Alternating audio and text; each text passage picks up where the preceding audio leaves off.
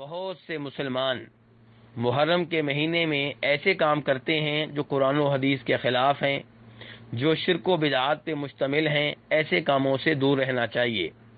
مثال کے طور پہ کئی لوگوں نے ایسی من گھڑت روایات مشہور کر دی ہیں کہ جو 10 محرم کے دن سرما استعمال کرے گا پورا سال اس کی آنکھیں خراب نہیں ہوں گی، یا جو 10 محرم کے دن غسل کرے گا وہ اس پورے سال میں بیمار نہیں ہوگا۔ ایسے ہی 10 محرم کو مہندی لگانی چاہیے، یا 10 محرم کے دن اپنے بچوں پہ کھلا خرچ کرنا چاہیے۔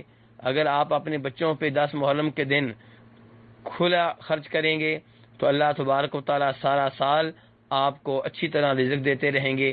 تو یہ ساری روایات من گھڑت ہیں، ناقابل اعتبار ہیں، ناقابل اعتماد ہیں، ان کی کوئی حیثیت نہیں ہے۔ ایسے ہی 10 محرم کے دن خصوصی طور پہ قبرستان جانا، یہ بھی قرآن و حدیث سے ثابت نہیں ہے، یہ بھی بدعات میں سے ایک بدعت ہے۔ دوسری جانب کئی لوگ 10 محرم کے دن کو ماتم کے طور پہ مناتے ہیں۔ اس دن ماتم کرتے ہیں اور نوحے پڑھتے ہیں اور اپنے رخساروں کو پیٹتے ہیں، اپنے بال نوچتے ہیں۔ تو یہ کام بھی نبی علیہ الصلوۃ والسلام کی شریعت کے خلاف ہیں، جناب حسین رضی اللہ عنہ کے نانا کے دین کے خلاف ہیں۔ یاد رہے نبی علیہ الصلوۃ والسلام نے کربلا کے واقعے سے بہت پہلے 10 محرم کے دن روزہ رکھا اور روزہ رکھنے کی ترغیب دی۔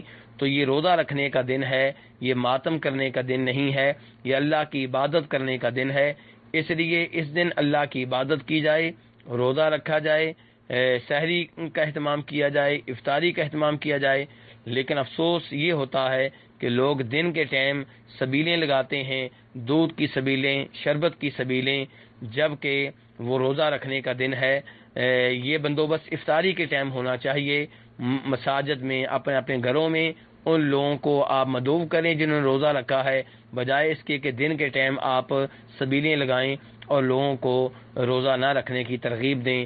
اللہ تبارک و تعالیٰ سے دعا ہے کہ ہمیں اس عظیم مہینے کے فضائل سے فائدہ اٹھانے کی توفیق عنایت فرمائے، اور اللہ تعالیٰ ہمیں ہر طرح کی بدعات سے اور ہر طرح کے شرک سے محفوظ رکھے۔ وصلی اللہ تعالی علی نبیہ محمد وآلہ وصحبہ اجمعین۔